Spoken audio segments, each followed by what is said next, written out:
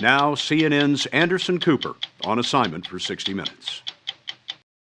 Many of us have, at some point in our lives, dreamed of quitting our jobs very loudly and telling our bosses exactly what we really think. Very few of us ever do it. But 7 months ago, a vice president at the legendary investment bank Goldman Sachs did just that, resigning in an article on the op-ed page of the New York Times. The article caused a sensation, not just because its author, Greg Smith, was saying 3.5 years after the financial crisis that the bank was headed on the wrong ethical course, but also because it's so unusual to learn anything at all about the inner workings of Goldman Sachs. When people leave Goldman, they tend to do it quietly. Though the firm's gold-plated reputation took a big hit after the 2008 financial crisis, it's still regarded as the smartest, most profitable, and politically well-connected firm on Wall Street and the toughest place to get a job. Now, on the eve of publishing a book about his experiences at Goldman, Greg Smith is talking for the first time about what led him to leave the firm and to do it in such a public way. The story will continue in a moment.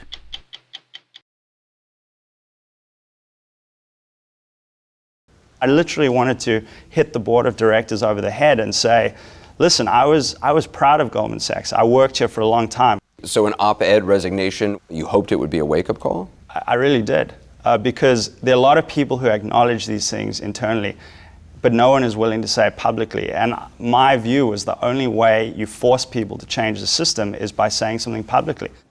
At the time he left Goldman Sachs, Greg Smith was 33 years old and making roughly $500,000 a year as a vice president, a mid-level position in the division of Goldman Sachs that trades securities for hedge funds, pension funds, and other big investors. He'd been at the firm for about 12 years and could hardly have scripted a more dramatic exit. Integrity, it is eroding, he wrote in the New York Times. The environment now is as toxic and destructive as I have ever seen it. It makes me ill how callously people talk about ripping their clients off. You know, this might be hard for people at Goldman Sachs to understand, but I loved the place. I put a lot of my heart and soul into it. I don't view it as a betrayal. I actually think the leaders of Goldman Sachs today don't have the long-run interests of the institution at heart.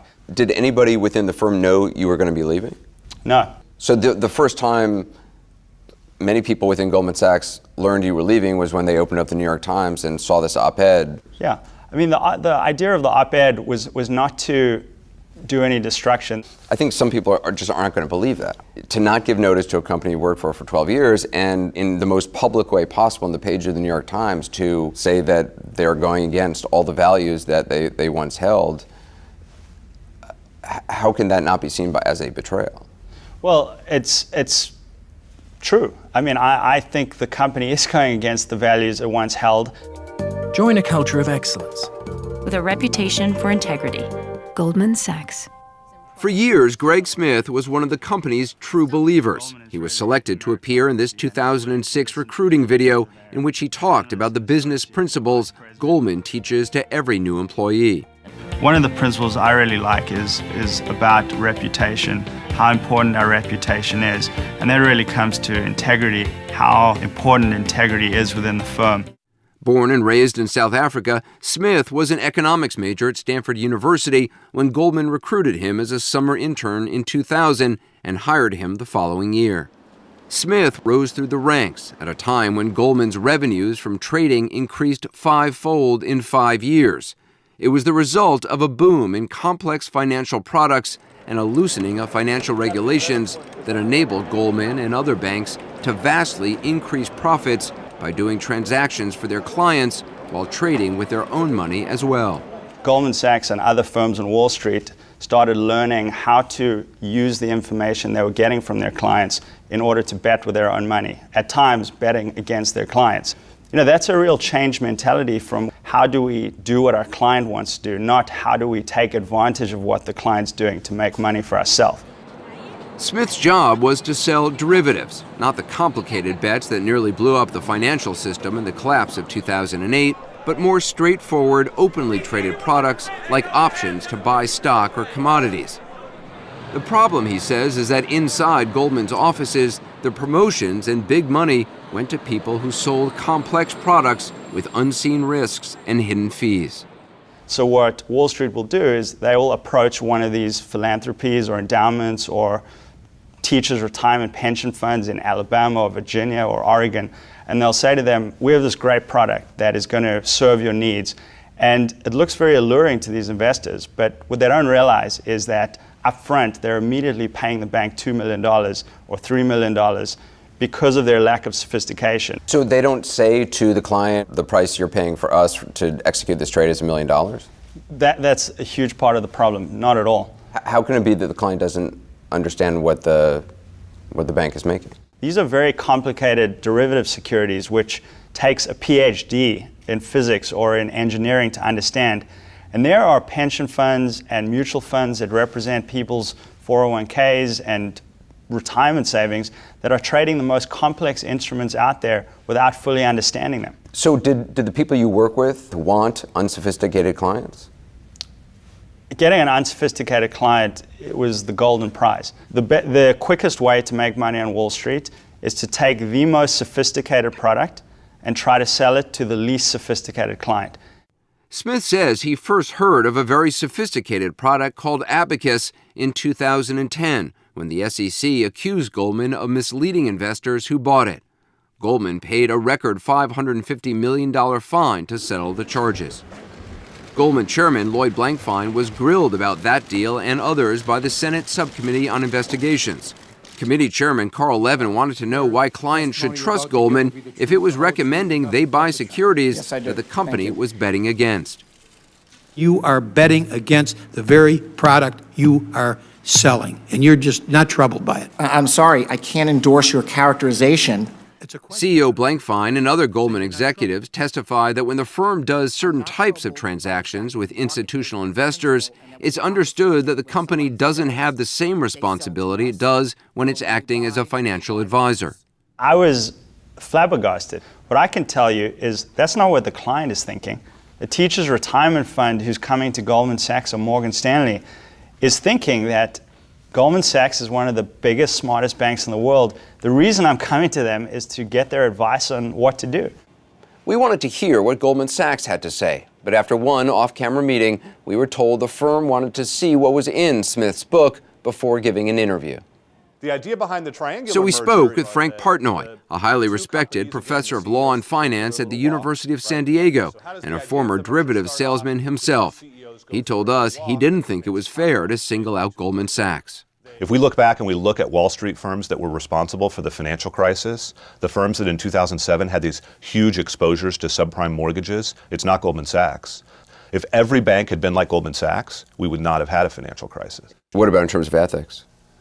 In terms of ethics, I think Goldman Sachs is regarded as among the most ethical banks. I'm not sure that says a lot on Wall Street. Wall Street ethics is a sort of oxymoron, but Goldman Sachs you can trust more than just about anyone else. Greg Smith was a vice president, a relatively junior position at Goldman Sachs. Why do you think it got so much attention, what he did?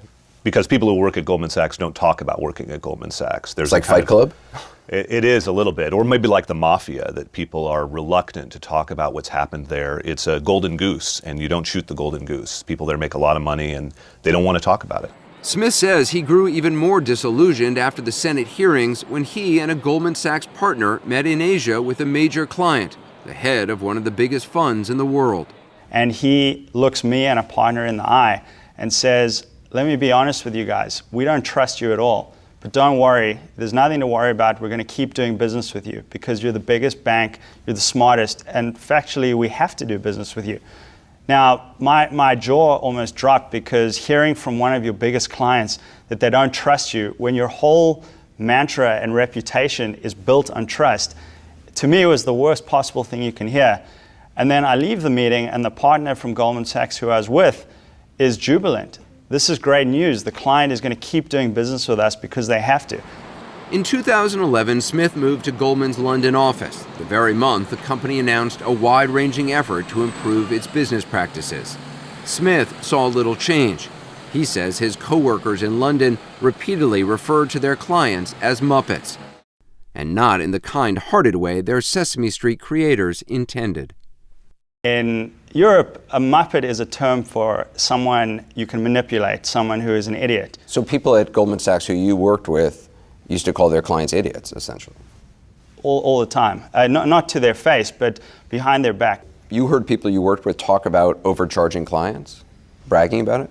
Within week one, I met a junior guy who was 24 or 25 years old, and the first thing he told me was he just traded a sophisticated derivative with a Muppet client who paid the firm an extra $1 million because the client was so trusting that he didn't check the price with other banks.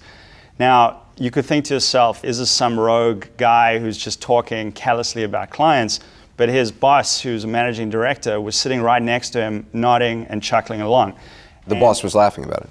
Absolutely, they were both laughing about it. Off camera, Goldman executives told us they conducted an investigation after Smith's article came out and found no evidence of wrongdoing. The firm did show us one London email in which clients were referred to as Muppets, but pointed out there was no mention of ripping those Muppets off. Something that Goldman says is there are procedures in place where if you have concerns, you could raise a red flag, and you can even do it confidentially, and yet they say you didn't do that.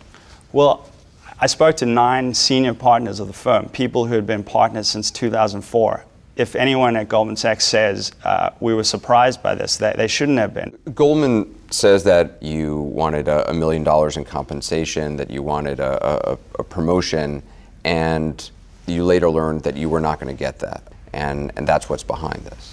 I think that would be a criticism I would expect to hear from Goldman Sachs. Had they given you a promotion, had they given you $1 million in compensation, would you still have quit? Absolutely. I think a lot of people would find that hard to believe. Well, what I can say to you is, and this may seem stupid, but I didn't go to Wall Street purely to make lots of money. But I don't know anybody who's ever gone to Wall Street and not had the idea of making money. No, I definitely wanted to make money, but I left because things had veered so far from what I actually believed was right that I could have just left and walked out and said nothing about it, but I would have felt that was not the right thing to do. How do you think what he's saying is going to be viewed on Wall Street? I think people at Goldman Sachs will breathe a huge sigh of relief. Relief? I think they'll read this book and they'll say, I thought there were going to be significant allegations of fraud, and there aren't. I guess one of the most troubling things that Smith is saying is that large pension funds, philanthropic institutions, are being sold very complicated financial products that they don't even understand. Is that true? It is true. And it's a real problem for us right now, particularly in an environment where interest rates are so low. And these institutions call a Wall Street bank and say, we need something that will juice up our return. We need to make more money. And they're vulnerable when they do that. Now that his book, Why I Left Goldman Sachs, is finished, Smith told us he's not sure exactly what he'll do next.